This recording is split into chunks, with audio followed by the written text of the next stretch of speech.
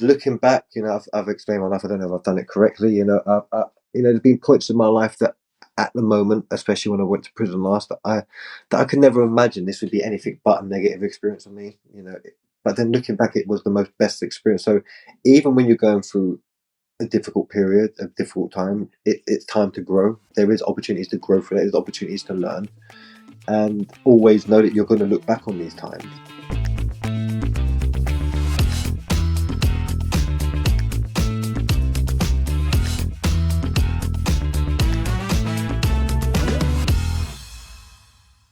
Welcome back to AudioLife Memoirs, the podcast where we tell your story in your voice. I'm your host today, Carrie Purcell, and you're about to hear my conversation with Omar Mentesh, a prisoner advocate and founder of Anna Branch Plus, a transformative organization working to rehabilitate, mentor, and offer employment support for prison leavers.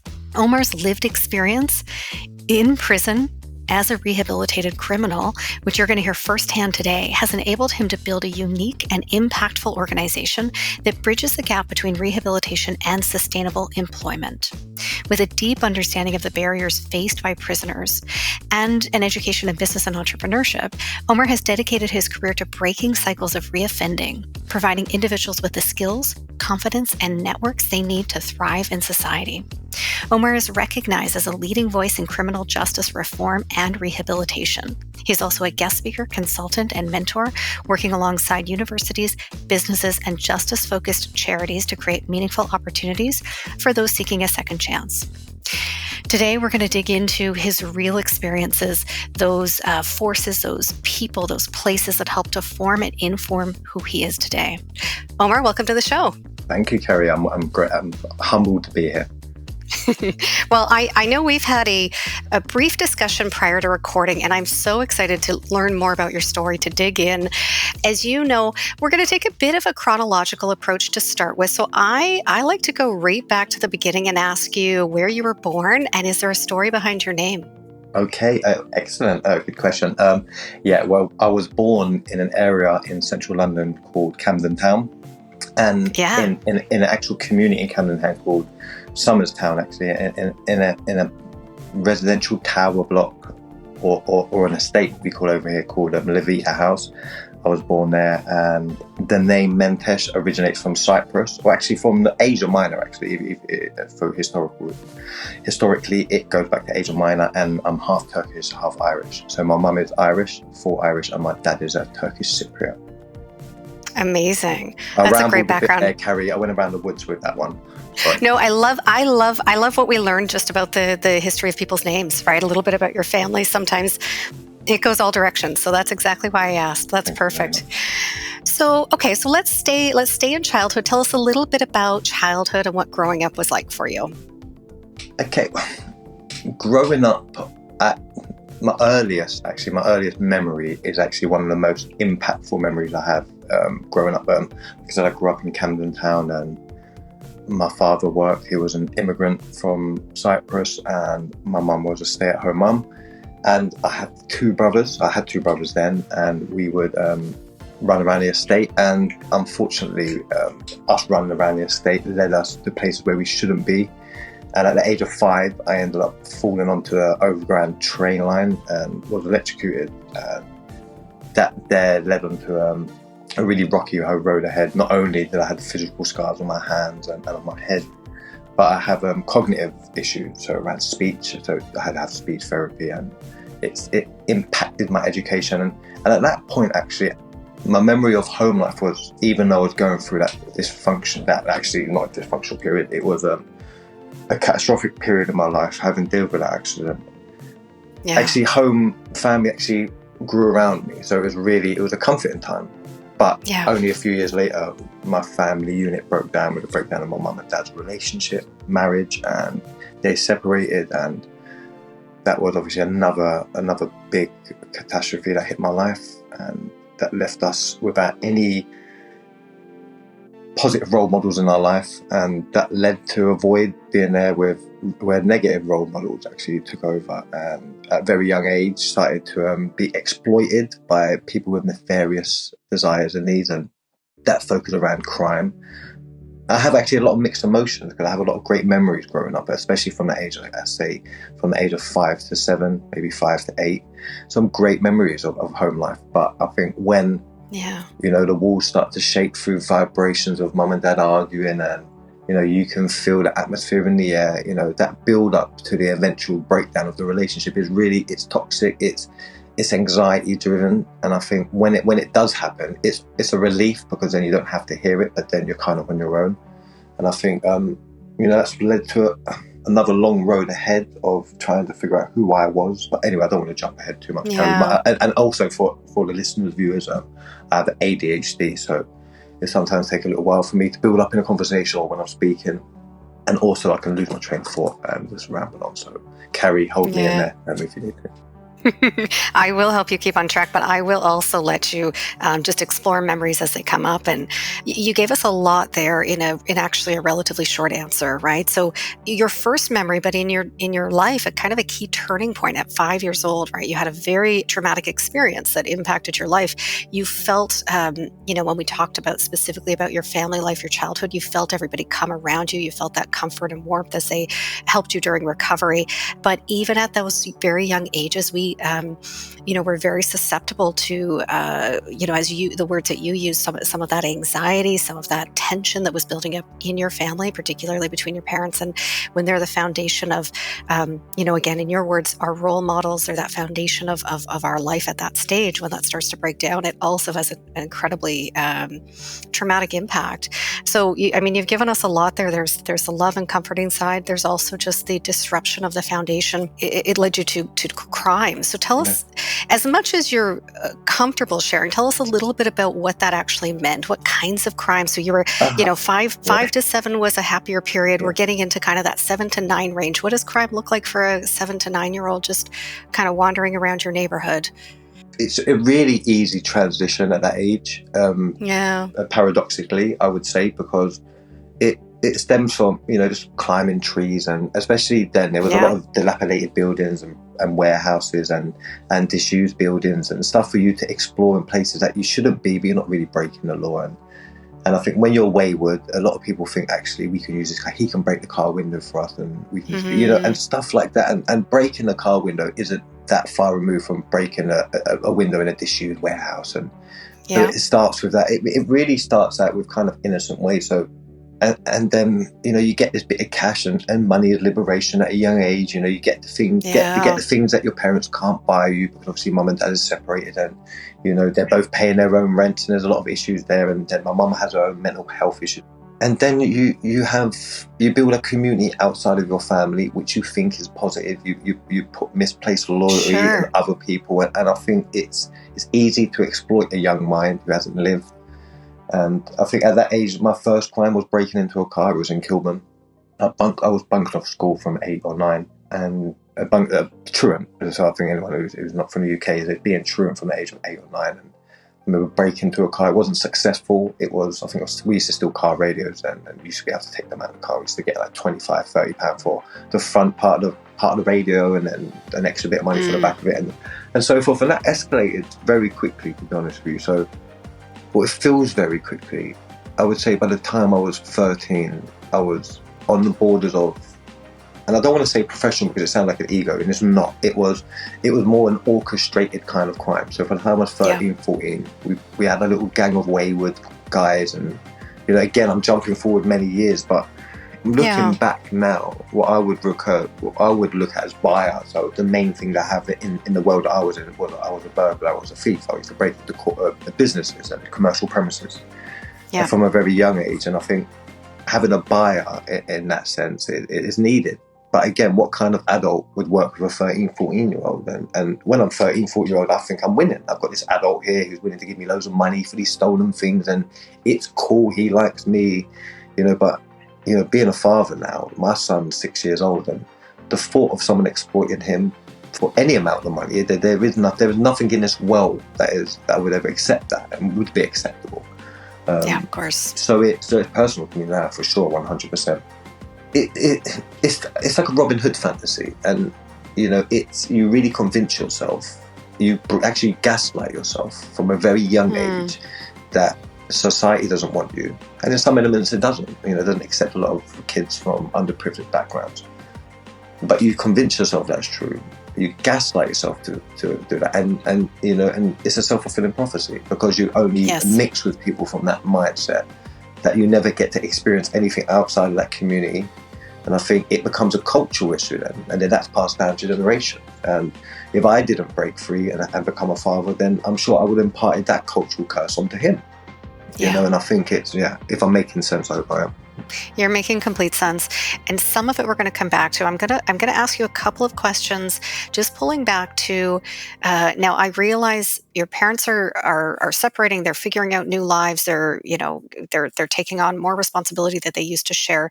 How aware are they that you're sort of getting into mischief? Do they know this is going on in the background? Is it just, are all the kids doing it? Does it look, Good question, actually. Good question. At that point, my mum had a severe mental breakdown. So it's like a severe mental breakdown, not getting off the sofa. My dad also had a mental breakdown, and both of them attempted suicide multiple times. Like it was a very difficult period for them. And I think, yes, they were aware, and not at one point did they ever condone it. At every point, they always tried to do what they could to try and stop us from doing that. But I think it was such a familiar pattern for us at 13, 14, and we're bringing in money, and it was a losing battle for them. And it was very easy for me in my 20s to lay all the blame at them, and I did. Growing up, I laid all of the faults at them, and in true part, it was. They're my parents and they had the responsibility.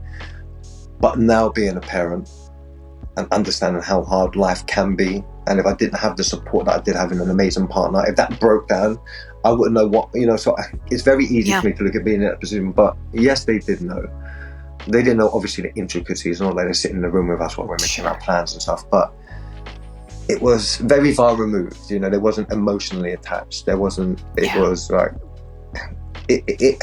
it felt like we had parents, but not parents, you understand? It was like they were there as in, and I think the very difficult part, I think, to be honest with you, it was because you're not getting that a lot of emotional support, but there's a lot of guilt attachment, and at times, and I think at times you actually wish that they actually did run away completely and be completely removed, because then you didn't have that guilt attachment to it, and then you're thinking, actually, but so they were there half in our lives, it becomes, it's very difficult. If I'm making sense, I hope I am. I was actually going to say that makes sense to me. So only one or two more questions in that phase. I know we're bringing up, we're bringing up things that are hard to talk about and hard to relive. I'm here to speak about this, and I said I'm happy to speak about it because I'm sure it will help somebody who might be going through a similar experience. Yeah. Exactly. So you mentioned two brothers. Where do you fit? Are you older, younger? Now I have. Then I had two brothers. Now I have two brothers and one sister. I was the youngest brother at that point, so I was the youngest brother. I had two older brothers then. Got it. And I think growing up, actually, they again did everything they could to stop me following the path, because they were involved in crime before me, and I think that was the first entry for me, listening to their escapades, and it sounded so exciting, it just sounded so amazing, and I just thought, and it's sad, I think just before my mum and dad separated, I think about 2 weeks before they actually separated, they were washing car windows all day at the age of maybe 13, and they come home with pizza, and it was just like. And the fact that there weren't no food in the fridge, it was, my dad lost his job, and it was a very difficult time, and it was at that point then I realised actually the family dynamics have changed, that actually, safety and security doesn't really, it's not within my mum's sphere or my dad's sphere, it might be within my brother's sphere, and actually who do I look up to for guidance and support and safety, and then once they getting involved in crime, you're just thinking, actually, it sounded fun, and it was fun. And I'm not going to lie and say that I didn't enjoy it, because I wasn't seeing a victim per se. I was breaking into buildings at night time, so it was easy for me to convince myself that actually these are rich businesses. But anyway, you can see firing away. Yeah, no, I get it all. Yeah, that makes complete sense. And so your older brothers, they had done this before you. At the time that you were getting active in that early stage mischief, they were no longer like, they were they were not encouraging you? They were seeing Oh what no, you were doing and telling you? honestly, Or they were still they kind used to beat me up. So they used to, and they used to try and play mind games with me. Like, I remember once my brother was on the bus with me, and he was saying to me, "Look, you go to school today. I bunk off today, but you go to school today, and then tomorrow you can bunk off." Hoping that when I go there, I'll like it. Do you know what I'm saying? He's only 18 months older than me, and then actually a memory talking about him. He's absolutely crazy. He's a funny guy, but he's absolutely bonkers. But what I would say is that, you know, even with him, the impact of all of this is he wakes up in cold sweats. He said to me, "Omar," because we were placed in care for about, I can't even remember. Do you know, I'd say 3 months, but it felt like an eternity. But we was there for 3 months, and he escaped, and he ran away and left me with all the intention of coming back to rescue me, and obviously how can anybody? So he escaped, and he goes to me, "I would never forgive myself for that." He goes, "How can I leave you there?" It was like, "I left you there," and I left, and it was like, "Look, not your responsibility. I'm not your son." Do you know what I'm saying? And even now, he wakes up in cold sweats over it. So I recognise that all of this stuff here, when I work with people, obviously I'm going far ahead, but the people I work with, it's not just as easy as just giving someone a job and saying, "Here you go," tap them on the back and say, it's not. It's a lot of work to me. But anyway, yeah. Yeah, which is so important. And we're going to dig into that more so that there's just more understanding and clarity around that. So, just before we get there, your relationship to school at the time, tell us a little bit about that. It was very hard. After I had the accident, I had red plastic bags over my hands, and to stop them from getting infection. It wasn't now, the doctors actually after it said it wasn't the right thing to do, but anyway, it was, imagine a 5-year-old kid running around school with red bags. It's really difficult. One, I couldn't write, so I was held back, and I had to have plastic surgery on my hands, skin grafts on my hands. So I was held back. By the time I reached junior school, it was just non-existent, to be honest with you. It was just maybe special education, I guess, in America, something like that. It was around something like that, and it was just maybe making cakes and just doing silly things. And when I went to secondary school, which is high school, equivalent of high school, I remember I just couldn't walk into the classroom. I just felt so embarrassed. There's this whole class of this whole diverse group of people, and they just get it, they've got it, and they're making snarky jokes. So when they're doing a thing about, and I didn't even smoke cigarettes then, but they would do they were doing a science class about cigarettes and jokes around. And at that time there, I either had a fight or flight. So I could either smash the class up and fight everyone, or just run away. And I ran away, and I left school at 13 and never went back. Okay, thank you for sharing that.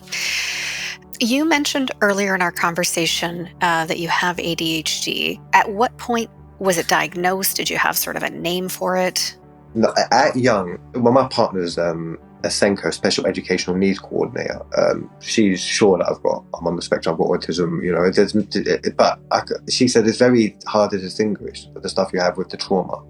So it's easy to put a label on something, but the majority of it comes through trauma. And obviously there might be ADHD playing a part, and it might be even an easy way through to me to escape trauma, for me to say it's just my ADHD. I wasn't diagnosed young, it happened older when I was in prison. Yeah, okay. And I think that's where we're going to go next. So 13, you're not in school for reasons that you well explained. You just you had been held back. You had a lot of you had a lot of reasons why you didn't feel like you belonged in secondary. You didn't go. So had you been caught for anything at that point? And when did you actually go to prison? When were you caught? How did that happen? Okay, so yes, I got arrested a couple of times before for just petty crimes. So, funny enough, actually, I got arrested in the British Museum actually for shoplifting, because that used to be one of my haunts when I used to bunk off school. Funny enough, because where I lived we lived in many places. So the time when I left school, I was living in Holborn, and Holborn is like literally where my home was, my house was. It was like across the road from the British Museum. So when I used to bunk off school, I used to walk back from, I didn't even go to school, I used to pretend I went to school and just hanged around the British Museum. But anyway, I stole some stupid thing from there and got arrested. And another time I got arrested. But when I was 15, I was arrested for trying to break into a back for an off license, just stealing alcohol. And I was sent to prison for 2 months, served 1 month. But honestly, that 1 month, I was sent to Feltham Young Offenders Institute. But it's like, if hell on earth exists, it's in there. It was a place that would be near on impossible for me to describe for you to really fathom how barbaric it was, actually, that it was a place where the most broken and traumatized children were housed, and in turn traumatizing each other in the most psychologically damaging ways you can imagine, like constant just verbal attack through windows. And they were actually called window warriors. But I was sent to Feltham. Then I was stuck in a cell for a month of that. There's no television or anything, so you're just stuck in a cell for 23 hours a day. But funny enough, I look back on that, and again, it was one of the most pivotal periods in my life, because it's the first time I ever read a book, and it was The Eagle Have Landed. I read half of it, understood a quarter of it, but I loved it. I understood, actually, now this is why people are reading. This is actually kind of cool. It allowed me to escape that bloody prison cell. It's not like I had an episphany, then I come out of prison, and the kudos of being to jail made me just even more, just like, oh yeah, he's been to jail, let's, so it just propelled me even more forward. It didn't slow me down, it didn't hinder my criminal activities. What it did was, actually, it propelled me forward into a more of a professional way, where I started, to when I come out of prison. Actually, a funny story then, actually, was, so I went to prison then when I was 15, and I come out, I had my 16th birthday. And I remember coming out and going to, because you're 16 and you don't need an appropriate adult to pick you up. You can just leave the prison on your own. So I was released from Feltham and just given a train ticket. And no, there was no one there waiting for me outside. There wasn't no family or mum or dad, it was just me on my own. But anyway, I ended up going to the train station, and it was like, looking back on it, honestly, it's really emotional, because I'm on the train and it's literally like a movie. I'm about to jump on the train, and the other train on the other side pulls up. And who is it? It's my brother Aaron, the one who was in the care home. And he's just there. And all that went through my heart. And I don't even know why I thought, what if I got on that train and he didn't see me? And it was all related around guilt. I had feeling guilty. Yeah. And then we see each other, give each other a big hug, and smoked a spliff, and then just went back to just that life. And both of my brothers always were looked out for me. So it was never exploitative from their angle. It was always just, but again, they're doing their things for survival. So of course it was. And then I started dabbling in real professional crime. I started stealing things that were called cannon fireys. So they're servers for broadcast equipment. And I met a guy who owned a printing shop, and because I used to steal Apple Mac computers then, and they were completely different Apple than they were today. They were just like some old white computers. And so I started stealing computer equipment. By the age of 16, 17, I started moving into these cannon fireys, and it exploded then, because then, unfortunately, I have a gift, I guess, through mentoring now, but a gift for leadership. And I was able to, to rally the forgotten and downtrodden around, criminal activities. And it was, if you'd done a movie, it would look innocently. It would be like, you would be cheering for these kids, it'd be like anti-heroes, but it very quickly escalated to, people dying in car chases, and people going to prison for a long time. And then it's just, there's violence involved in that world. So stuff happens, and, and then when you're in that life, you're living in the memory of someone who's died, and you can't give up, because what would they think? And you've got to keep on going for them, and people get killed. And some of my best mates were murdered at a very young age, and it was murdered over serendipity, not anything that we did. None of my crimes were violent. I never sold drugs. I never did armed robberies. My last crime, actually, well, fast forward, and was semi-violent, and I think that's why it was my last crime. But I think that age, it's like, again, it's the gaslighting. It's so easy to just put yourself in a bubble where you're confirming your own biases. Yeah. And then you turn from 16, 17, you turn into 21, and when I'm 21, I'm an animal. I'd run police off the road. I was just chaotic in my 20s. It wasn't James Bond. It was just reckless kids and turned into adults. And then I started stealing broadcast equipment, and that went on for years. Mm-hmm. And again, it's where once I was a young kid exploited, now I'm exploiting other people. And then the cycle has gone around where now I'm looking for younger people I can get to go out and do robberies for me and burglaries for me. I've got this buyer who's buying these broadcast cameras of me and buying these servers of me. Why do I need to get off my ass? Why don't I get these young kids to go and steal for me? It's awful, because it's that whole cycle comes back, and I'm doing the things that were done to me, and I think it's and then that continues, that goes on, and you feel invincible. It's so easy in that world to really feel invincible, especially when, but police only have to be lucky once. I've got to be lucky all the time. Police only have to be lucky once. Yes. And eventually they arrest me, and I got arrested in 2006 for a conspiracy. It was a £2 million conspiracy, but to be honest with you, the impact we had went into it, I couldn't even put a number on it. And that was for commercial burglaries, and we were breaking into premises across London and the home county, so that's Greater London, places that surround London, and the West County, and I got 5.5 years in prison for that. Well, I got originally 7 years, but I won an appeal because the sentence was too excessive. Retrospectively, looking back, it was transformative, but at the time it wasn't, because it was the first time again picked up a book again. I didn't read since I was 15, and now I'm back in prison again in my 20s, and I've picked up a book, and now I can read. I've done education in prison, and I've educated myself, and I always loved politics, and I've always loved just stuff that you wouldn't think people involved in that world. I love geopolitics, I love archaeology, I love all this kind of stuff. So when I went to prison, I absorbed myself in this. I read, I lived in the library, I became a peer mentor in the ESOL class, which is English speakers for other languages. And I feel like I'm rambling a lot, Carrie, so please tell me. No, this is, you're not rambling at all. You're telling a very clear path. You've mentioned, so you've had these two instances where, the first time in prison, the first book that you picked up, it sounded like a subject of boredom, right? Yeah. You were stuck in the cell, you had no television. Was there any encouragement to get a book in your hands? No. No. But it caught you. You're told about the library. But I think, looking back, reading is the linchpin of rehabilitation, in my opinion. What it does is what the transformative power you get from reading, because you're being rehabilitated without being aware you're being rehabilitated, and in a non-nefarious way. It's not like some MK Ultra trying to brainwash people, but it's you read and you think, and a book is personal to you. But no, there wasn't. But there was on my second run. There was something called the 6-Book Challenge. Funny enough, so there's a charity called the Shannon Trust. And the Shannon Trust is a charity that focuses around, helping prisoners read and write. And I think the average age of a prisoner reading is 11. So there's a lot of work that needs to be done with that. So the 6-Book Challenge, I've seen grown men cry. I've seen grown men with, skinheads and tattoos crying.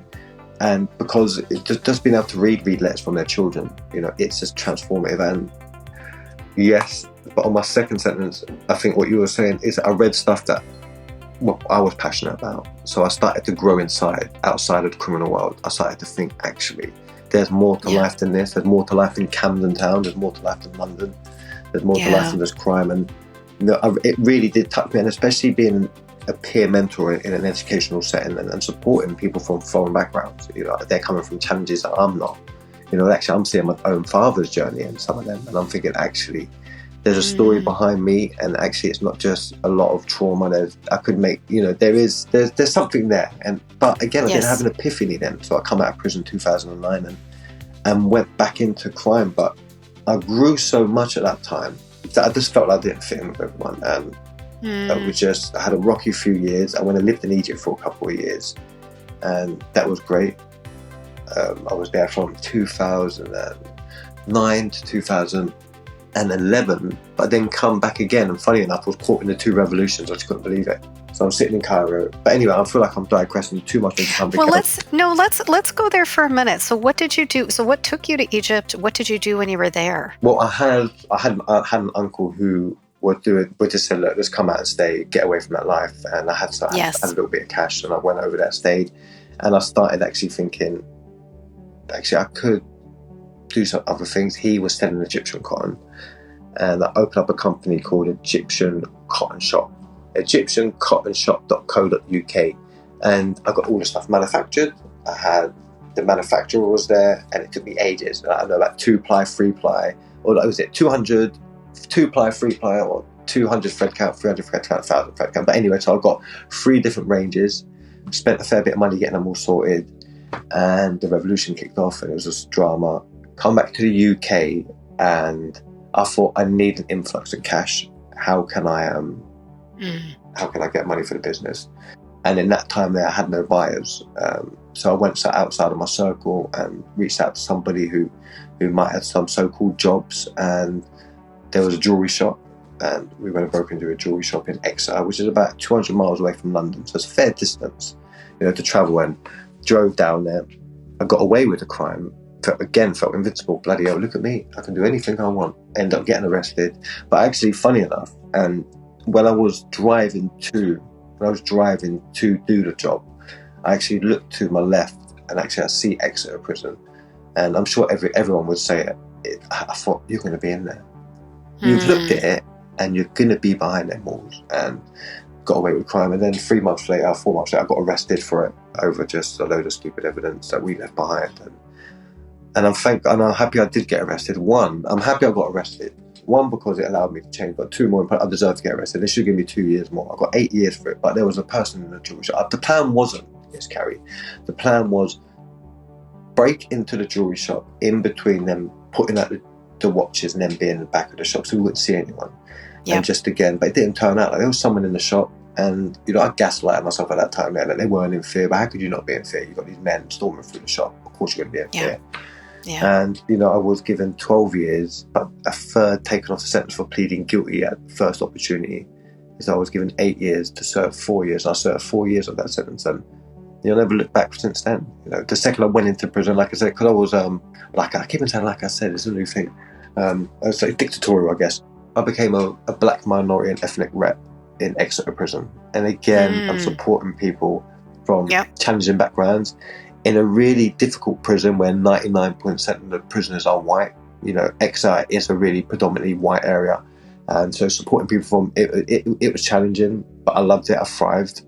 I moved from that prison to multiple other prisons, and each one of them were just violent. Honestly, it was a difficult period because I had the paradox of one, growing in myself, but being immersed in this really violent environment of people just being harmed physically and traumatically around me. So again, but reading, education was really key to that. I've done an open university course. I done multiple vocational courses, a lot of courses that focus on my offending, so like victim awareness. I did a couple of victim awareness programs and enhanced thinking skills, and just read so much that when I did come out of prison that time, that I was just so much of a different person that I just couldn't be around the people I was before. And I grew so much that when I met my amazing partner who I'm with now, and who's the mother of my son, my first and only son, I was able to connect with her in a way that I wouldn't have been able to connect with. I was able to connect with people and have a breadth of understanding around the world, around myself more importantly, that I'm able now to connect with people. And I think, being in prison for 4 years, 2 months, it's a very long time to be sitting in a cell. You get to find yourself. I think you either lose yourself or you'll find yourself. And thankfully I found who I am, and yeah. Yeah. Wow. So a lot that you just shared there. It's interesting. During a lot of kids will have a part-time job early on, right, to try to get the items they want. You did in a sense, but it was through crime.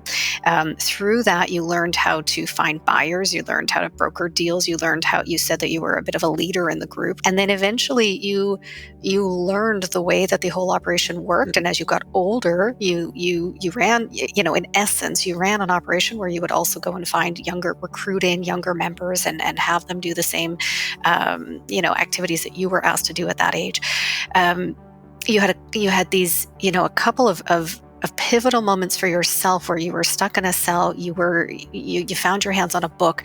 Your mind got to explore things outside of the world that you knew, which I think many people, whether they've had your exact experience or not, can understand how small the world can be in the mind of a child, in the mind of a teenager. And, even if you know that you're stuck in a situation, you can't see the world outside of that, right? You don't know how to get out of that.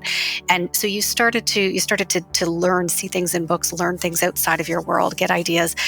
When you went to Egypt, you took those actual entrepreneurial skills that you had practiced and turned it into, or started steps towards turning that into a career that, a career outside of crime, and a career that you could actually build. But when you looked for that seed money, the only way that you knew how to do that was to go and raise the funds the way that you'd always done. Yeah. So, a lot of learning, some of it, as you said earlier, exploitation, of young children to get you there. But a lot of it was you using your intellectual abilities to learn the process, to see how it worked, to be able to execute on it. You also noted in prison multiple times you took the role of a mentor or a peer mentor. Tell me how those, you had those leadership skills, but tell me how that came about. Okay, the first one came about when I was in prison for the first main sentence, and that was for the conspiracy. And I was in education, and I used to get along with the teachers in there. And funny enough, a job come up with a cleaner in education. So I was a cleaner in the education department. And Mike, who was in the math class, I'm rubbish at maths. I've always been rubbish at maths, but I've always been great at speaking to people. I don't know if I am now. Everyone be judging me thinking they can't even listen to me. But anyway, I used to always like speaking to people, and I love English, and I think he just said, "Would you love to do this?" And he gave me an opportunity. I thought he saw something in me that I didn't see in myself. The second opportunity came about, I think, through serendipity.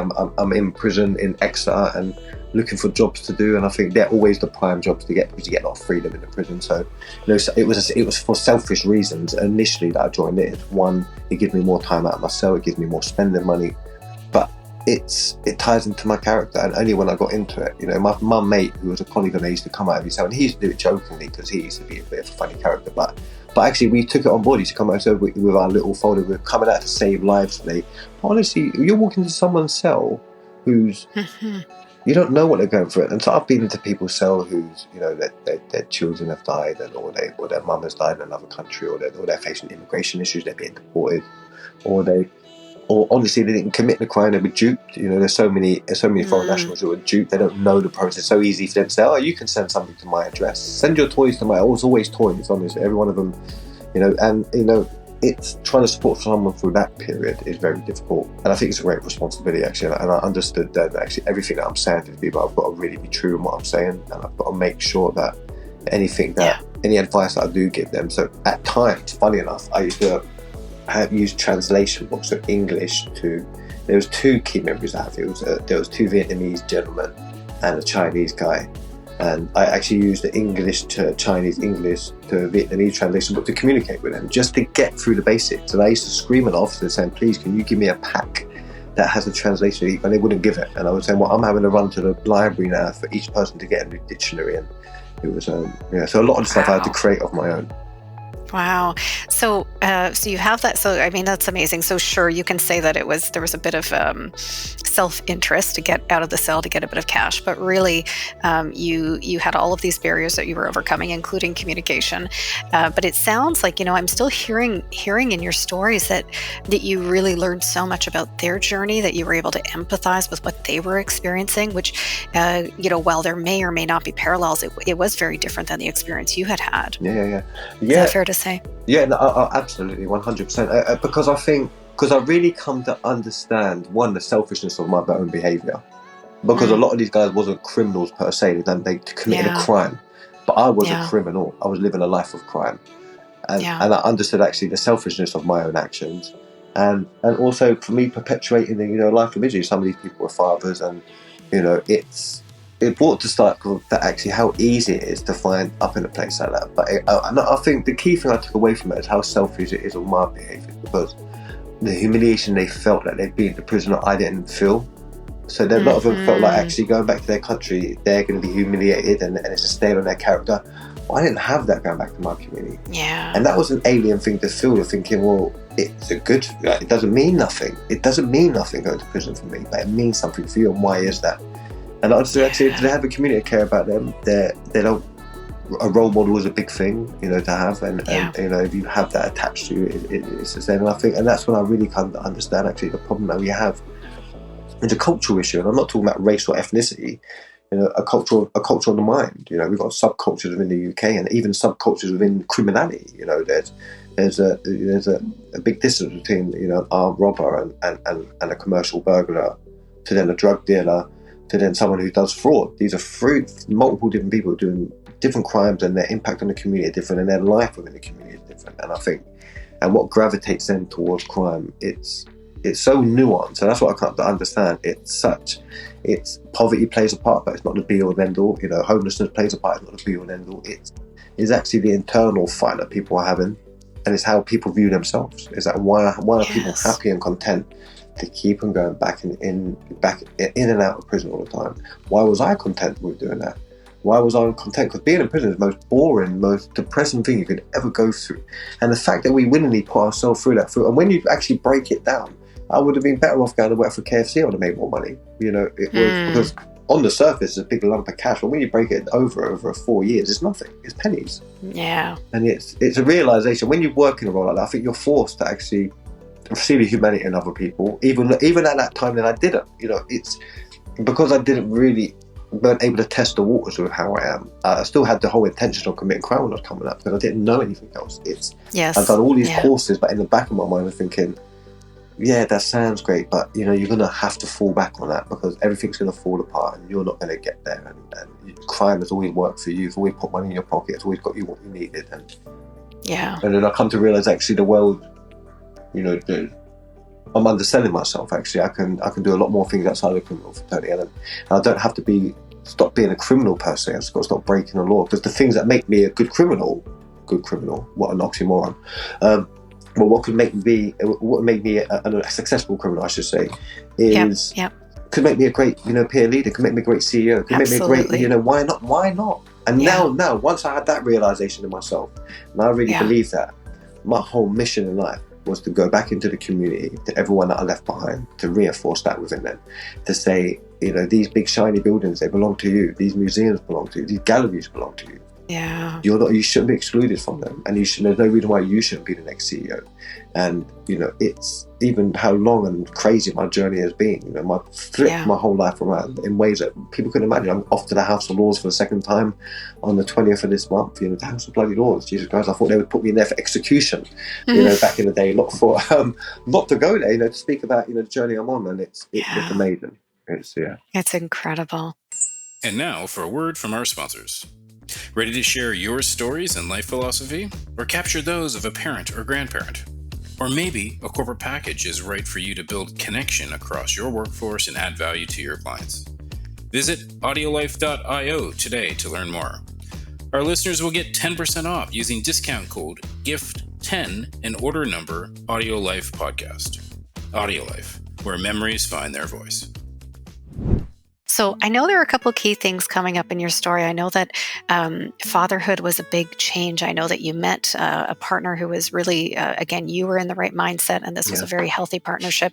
Today, one of your titles is prisoner advocate, and we've sort of been tracking the journey to get there. So talk to us about how you actually made that happen, and we can pick up on some of those points around your personal journey as they impact it. Yeah, it's I think I've used, if I'm ever going to do an autobiography in my life, it would just be serendipity.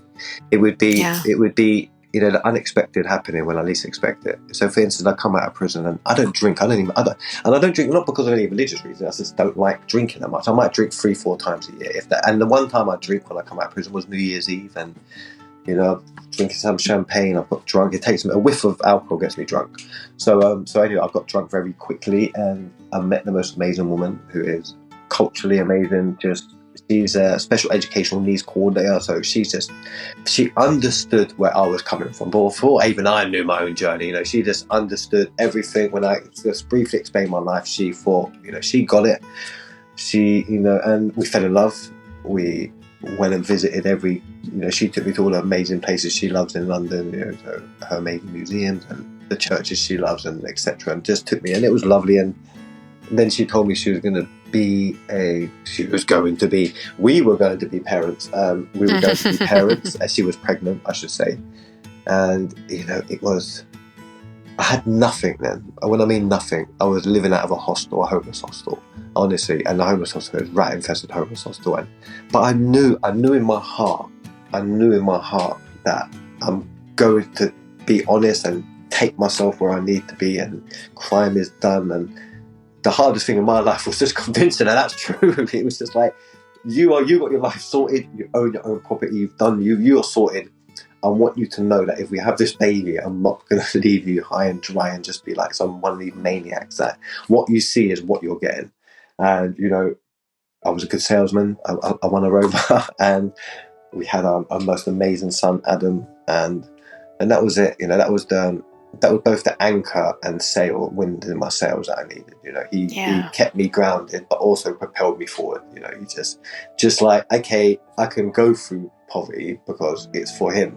I can go to the charity shops and buy clothes for myself because it's for him. You know, it's things that were alien for me before, things that I couldn't even contemplate. They would have drove me into a prison cell, you know, literally. And now, just now, actually taking pride in it, thinking, you know what, bloody hell, like, for something to be really true, it has to grow organically and authentically. And I thought, I'm just going to throw everything at it. So I applied to go back into education again. I've done 2 years of a higher national diploma in business management and entrepreneurship. And then that allowed me to do a top up to go to university. And then I got a university degree.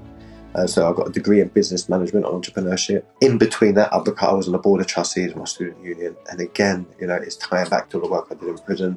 I'm supporting my peers. And then I think it's actually symbolic, because I think when I left secondary school, it's because I couldn't cross over that threshold because I felt so embarrassed. But when I walked into the classroom at university, I thought, actually, I hold my own in it. Actually, I'm okay. Actually, I can hold a discussion. I've got a lot of knowledge behind me. I've read a lot. You know, I've got a lot of insight, and I thrived in it, and I loved it. And I thought, actually, I'm just gonna. And at the time, I didn't think where it's leading to. And to be honest, actually, one of my main intentions of applying for it is my only source of money, because you get student finance.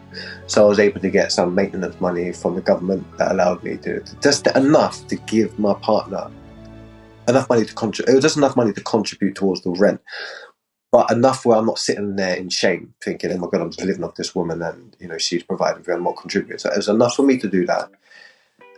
And then at the end of it, I hit the biggest brick wall, because even though I had a degree, I couldn't get a job. I couldn't get a job stacking shelves. You know, I couldn't get a job stacking shelves. I was applying for jobs at Amazon, couldn't get a job. Amazon said they don't apply anyone with convictions. The irony of their CEOs anyway, but let's not go there. So that was really hard. And I reached out to an amazing charity called Project Remake. And, you know, the founder, when I first spoke to the founder of Project Remake, Dr. Camille Khan, I should say, I just felt the authenticity coming from him. I thought, this man gets it. I really had a distrust of charities up at that point.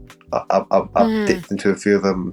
All of the ones I saw in prison were just there for tick box exercises. They had no interest in me personally, no interest in what I was doing. So I thought, actually, apart from SHP, Single Homeless Project, the ones who got me in the hostel, got eternal love for them.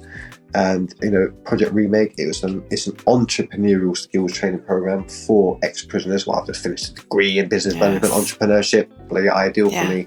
And also I got it, what they're trying to do. I understood what they're trying to achieve. And I went on a program, I completed it, I thrived. Initially, my business idea was, and I hope someone out there who's struggling steals this idea, because it's really a good idea, and I'm going to do it one day. If you get there before me, I'll be really happy. It's making freshly made air-fried crisps from a market store. Everyone eat crisps. You lot call them chips. We call them crisps. But anyway, freshly made air-fried chips. It's weird saying that. Freshly made air-fried chips from a market store. Everyone eats chips. Everyone likes organic stuff. These are healthy. They're air-fried. They're organic. You can have hummus, tzatziki with them. Anyway, I had that. It was called Camden Crisp. It was beautiful. It was an amazing company.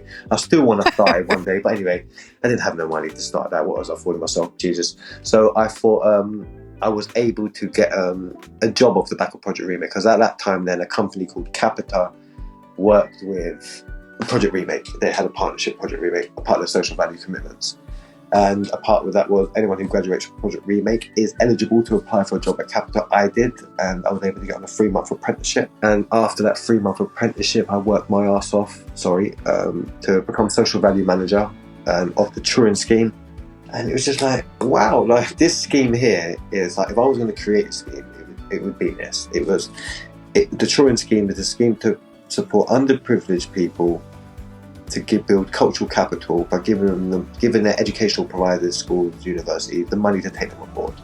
And wow, you know, anyone who's ever been abroad knows how transformative it is. And if you go outside your resort, but if you actually travel within a community, like, it's transformative. Again, with books, I think books and traveling, and it was beautiful for me to be a social value manager from where I've been, and now to know the impact something like this can have. And I come on today, it was a very difficult job. There was multiple commitments, some of them ginormous, and I completed them all, flying colours. I completed all of the commitments, supported 312 underprivileged people through that program. But when I completed Project Remake, I volunteered with them for 3 years, and still am. And for just coming up to 3 years being supporting Project Remake, and again supported dozens and dozens of the people who've been in the program, as a peer mentor. So just sharing my own experiences, supporting them through the program. I've done that for 3 years, and I recently was made redundant, funny enough, from Capita. Going for a job interview tomorrow. I won't say the employer just in case they let me down. I don't want to embarrass them. But anyway, I'm going for a job interview this week around social values. So I hope so. And I've also started up my own company called Anna Branch Plus. Yes. And I think, please. Let's talk about. So I mean, it's an incredible journey you've been on in so many ways. I just want to point out that you've been in a position now where you've been able to volunteer at Project Remake for 3 years, right? You weren't volunteering before. You weren't able to volunteer. Now you've always had this entrepreneurial, whether you saw it or not, you've always had this entrepreneurial side to you. You've developed those skills. Then you've gone and gotten the education to say, I have an education in business and entrepreneurship. And today you've started I'll call it another. You've started another business in line with your mission today. So tell us about that. Okay. Yeah. Well, I would say, what does Anna Branch do? And I never knew that. It took me months to try and figure out a name for it, because I understood what I wanted to do, but I understood the name. I really wanted the name to really symbolise what we're doing. And, and Anna Branch is part of a river that breaks away from the main course, only to reconnect with it further downstream. And I feel like that encapsulated my own journey. And also, people have been, through the criminal justice system, they've been removed from society, and they're being reconnected with further downstream. And we're the plus. We're the driving force to really help people reconnect with that. And how that is done, I think I've tried to replicate really what worked with me, and I've seen what worked with other people, and through research, and through just working with some amazing people. And it's done through workshops that I've built. So we've got 4 areas of workshops, actually. So one of them is under our Empowerment Academy, and that focuses on our life and living skills. So one of our workshops is overcoming imposter syndrome and navigating social perceptions. And that is the two key things. It's the internal and external, people, how they feel, and also how society perceives them. That's an amazing workshop. I've got some that focus around personal branding, communication, conflict management. And then we have our Digital Bridges series of workshops that is really a foundational introduction to Industry 4.0, digital skills, etc.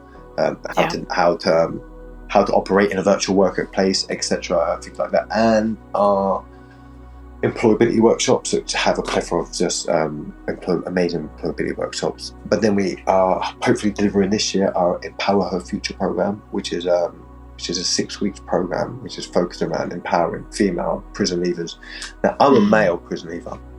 I've never been to a female prison, so I'm not coming with a presumption that I know what they're coming with, because I know they come with a whole different challenges and the background that I've not been through. So I have worked with some amazing women who's both work in the area of supporting female prison leavers or female prisoners, and those who have been to prison, and just help and building something that is really focusing around the issues that they're dealing with now. What I'm trying to do, I'm trying to be that bridge between the public and private sector. And what I'm trying to do is, because there's so much resource and there's so much expertise in the private sector, that if you can bridge it to it just be amazing. And I think we can be that conduit in the middle, just really that real life, pragmatic approach to supporting people, that whole society holistic approach. And that's through mentors, peer mentors. So how it will work is we have one, if we deliver a workshop, we have myself or someone facilitating it.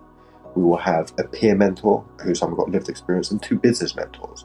And just having that really one-to-one thing, go jump in the breakout rooms. And the main goal, what I'm trying to do, and I'm hoping people listen to it, is really jump on board and help me support and trying to help people get jobs, either that's through your company, if you've got jobs going, and we can try and help people get jobs. It's either helping us facilitate some of your contracts, which is get some welcomed income into the business, and also it's maybe get into partnership with us into what we're doing. This is something very unique. This is a different approach to rehabilitation. It's something that needs to be done I believe and I know that once it gets the right investment and all the right contracts involved and it gets that financial boost, that we are going to be in a different position. We're going to be able to support people in ways that have not been done before, and because I'm focusing on the areas that no one else is really caring about. So for the cultural barriers are holding people back. How are you defined in your community? And how do you break away from that definition? And how do you transfer that into a new community? And to me, it's volunteering. Volunteering is free, but volunteering gives you opportunities. And I'm really careful because a lot of people want to exploit that.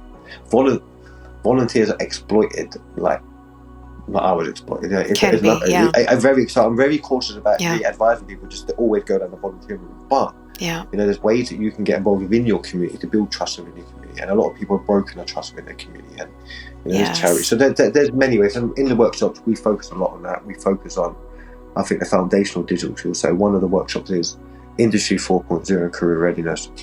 It's predicted that 300 to 800 million jobs are going to be displaced by 2030. And it's you're seeing it amongst it, and why shouldn't we be prepared for that? Let's upskill people. So I think the first step in the way is to make people, one, be aware this is happening, and two, fall in love with this transformation. Don't be afraid of it. There's opportunities for upskilling, and how does that look, and what pathways can we create to lead people into higher education, apprenticeships, trainings, work placements, etc. And I've got a professor, I've got an author of a book.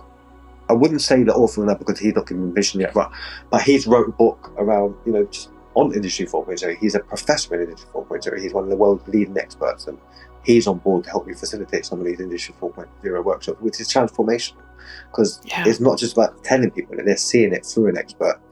I feel like I'm rambling. No, I think it's incredible. I'm going to ask some clarifying questions. Don't worry, but I think it's an incredible mission.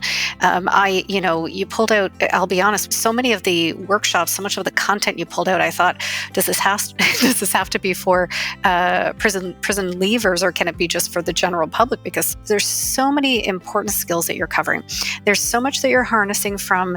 Depending on everybody's story is different, but depending on their background, for you personally, you would be harnessing skills that you had developed. You just hadn't applied them in a positive way yet. But I think you've taken this really important philosophy of, research-based philosophy of, when we look ahead, so many of the careers are changing. So many, why aren't we getting people prepared for what is coming in the future, showing them that opportunity, letting them be leaders in that? So I think you're actually offering a massive advantage. You did point out some key areas that you need support for this to continue to succeed. Is this intended? So is this a program that you can bring into prisons? Is it for people transitioning out of prison? Who is it for, and at what point in their journey?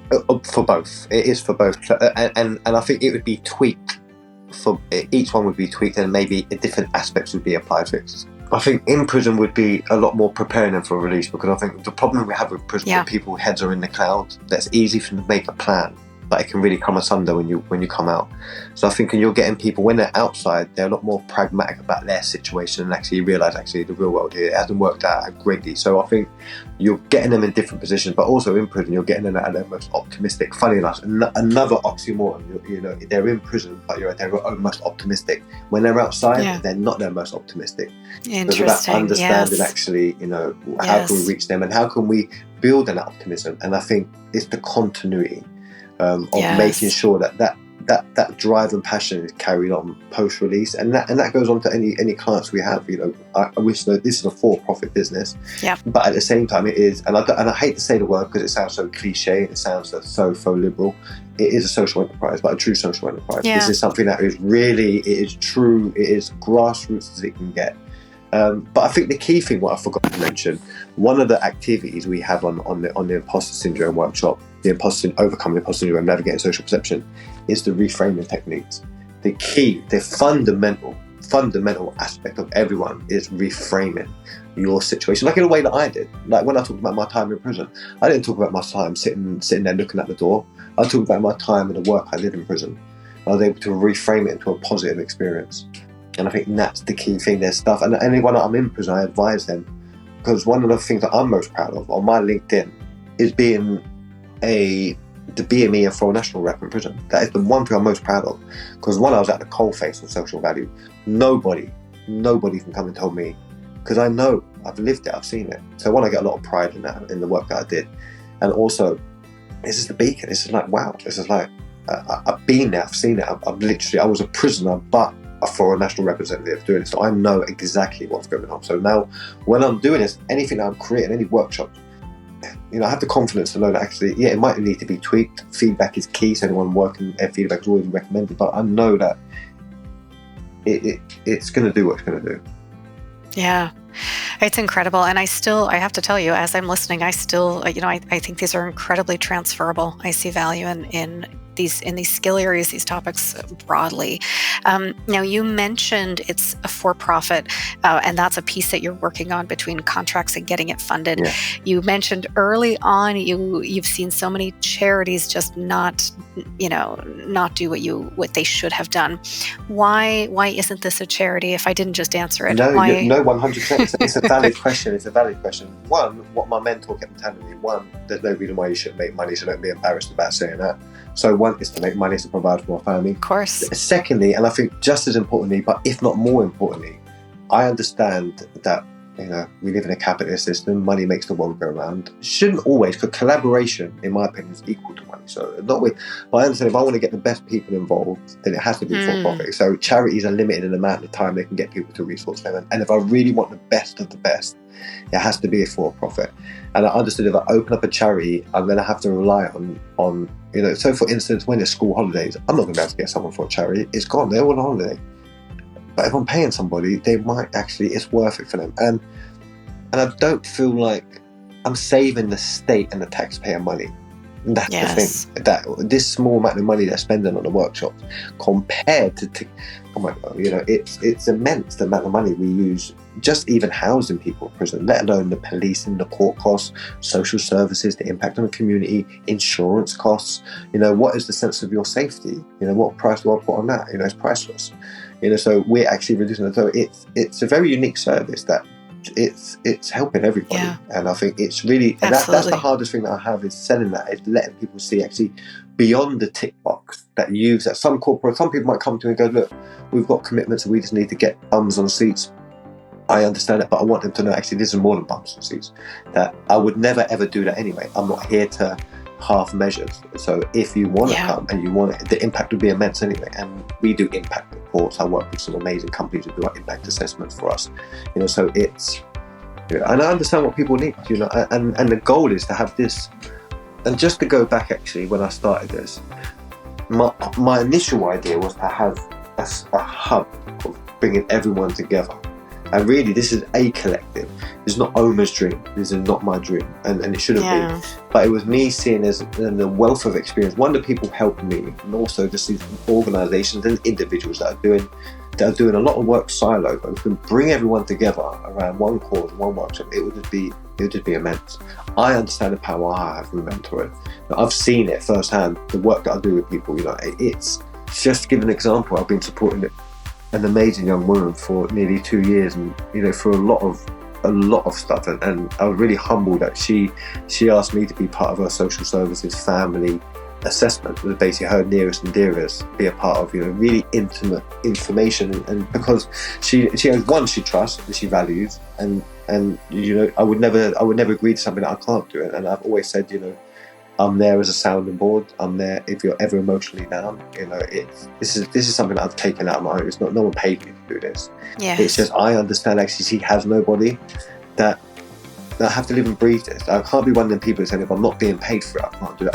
I could never be one of them people. But I understand the business is separate. But and what I do hope, and this is the great thing I think for anyone listening, Carrie, is that every workshop that we deliver has someone who's been to prison playing a part in the delivery. So there's someone's making money who's been to prison. Yes. So it's not, we are actually not just supporting people, we're hiring ex-prisoners and we're putting them through the process, and that's transformative because again, people in the workshops are not only seeing me, a one trick, they're just thinking actually it's always Omar. It's actually every week you've got someone else coming who's been to prison, who's been through some external. And I always said I want my peer mentors to be paid the same as the business mentors. It's because what they're bringing is a wealth of experience that no one can replicate. Absolutely. Yeah. And that's the goal of a lot. So anyway, I hope I'm making sense. It's an incredible journey, and it's I really admire the way that it's been organized and pulled together and supporting the community while leaning on the community. So I can see an immense amount of value there. And I hope the conversation we're having today is helping to build this incredibly important business for you. Thank you, Gary. Oh, I hope so. Before we wrap up for today, I want to ask you, you have a lot of lived experience, you have a lot of wisdom there, you have a lot that you've gone through. So I want to bring out some life lessons, some advice for people listening, and I want to ask a few questions around there. One is, what advice do you have for younger, I know you're a father, what advice do you have for younger generations? I would say immerse yourself in everything that's outside of your comfort zone. And I would say, understand that whatever you plan for may end up differently, but that differently could be better. And I love that. And the key one is no pressure, no diamonds. You don't get no diamonds without no pressure. Absolutely. And looking back, I've explained my life. I don't know if I've done it correctly. There's been points in my life that, at the moment, especially when I went to prison last, that I could never imagine this would be anything but a negative experience for me.